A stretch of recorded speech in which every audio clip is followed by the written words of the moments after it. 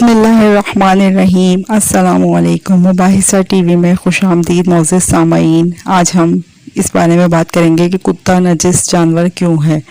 قرآن میں کتے کو نجس العین 3 باتوں کی وجہ سے قرار دیا گیا ہے۔ کتے کی وہ کون سی 3 فطرتیں ہیں جن کی وجہ سے وہ نجس قرار پایا؟ پہلی فطرت یہ ہے کہ وہ اس وقت جب اللہ تعالیٰ اپنی رحمتوں کا نزول شروع کرتا ہے، اپنی نعمتوں کی بارش کرتا ہے، وہ اس وقت اوندھے منہ پڑھ کر سو جاتا ہے، یعنی ساری رات جاگتا رہے گا اور نزول رحمت خداوندی کے وقت اس پر نیند کا غلبہ آ جاتا ہے۔ دوسری فطرت یہ ہے کہ وہ اپنے ہم جنس کو دیکھ کر ہمیشہ بھوکے گا، نفرت کا اظہار کرے گا۔ تیسری فطرت یہ ہے کہ وہ اپنی غذائی ضرورتیں پوری کرنے کے بعد بچی کچی غذا زمین میں گڑھا کھود کر اس میں دفن کر دیتا ہے تاکہ وہ کسی اور کے کام نہ آ سکے۔ میرے پیارو، اس کے بعد اس کم فہم کے ذہن میں یہ بات آتی ہے کہ اگر یہ اتنا ہی نجس جانور ہے تو پھر وہ کتا جو اصحاب کہف کا کتا تھا، اس کتے کے لیے جنت کیوں واجب قرار دی گئی؟ اس کتے کے حوالے سے بہت سے مذاہب میں بڑے اختلافات پائے جاتے ہیں، مگر یہ بات اپنی جگہ کہ قرآن شریف میں اس کتے کے لیے جنت واجب قرار دی گئی ہے۔ اصحاب کہف کے واقعے سے پتہ چلتا ہے کہ ان کے ہمراہ ایک کتا بھی تھا جو ان کے ساتھ ساتھ رہتا تھا، ان کی حفاظت کرتا تھا۔ ان کے ساتھ کہاں سے شامل ہوا تھا؟ کیا ان کا شکاری کتا تھا یا اس چرواہے کا کتا تھا جس سے ان کی راستے میں ملاقات ہوئی تھی؟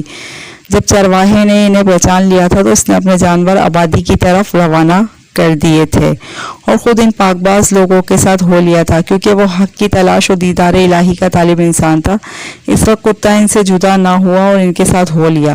پھر جب جنگ کے وقت دشمن غار کے قریب آئے تو اس کتے نے اپنی فطرت کے مطابق بھونکنا چاہا، مگر ایک دم رک گیا اور سر نیچے کر کے بیٹھ گیا۔ دشمن نے جب دیکھا تو وہاں سے یہ کہتے ہوئے گزر گیا، اگر یہاں کوئی ہوتا تو یہ جانور ضرور بھونکتا۔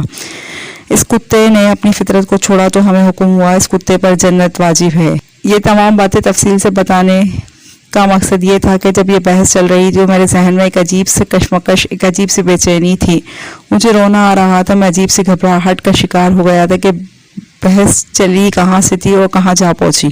میری بے چینی کا سبب یہ تھا کہ وہ تمام فطرتیں، وہ تمام عادتیں جن کی وجہ سے کتے کو نجس العین قرار دیا گیا، وہ ساری فطرتیں، وہ ساری عادتیں مجھے کسی اور مخلوق میں بہت واضح نظر آتی ہیں۔ میں اس حقیقت سے نظریں چڑانا چاہ رہا تھا، مگر یہ سب اتنی واضح علامتیں ہیں کہ مجبوراً مجھے اس بات پر سوچنا پڑا۔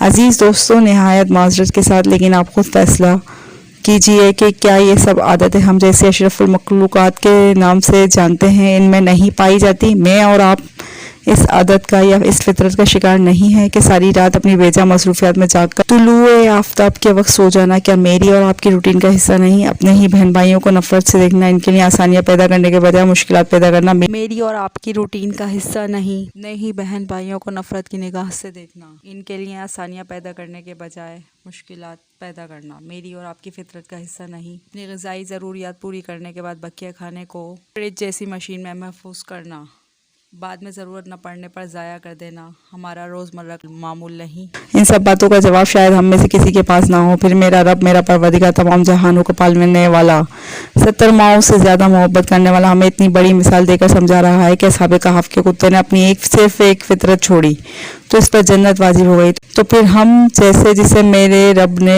اشرف المخلوقات کا درجہ دے کر اپنی سب سے پیاری مخلوق بنا دیا، اگر اپنی صرف ایک فطرت بھی چھوڑ دے تو کیا رب العالمین، میرا سونا رب باری تعالیٰ جو صرف اس بات کا منتظر رہتا ہے کہ کب اس کا بندہ اس سے مغفرت کے لیے رجوع کرے، کیا وہ اپنی رحمتوں سے ہماری بخشش نہیں کرے گا؟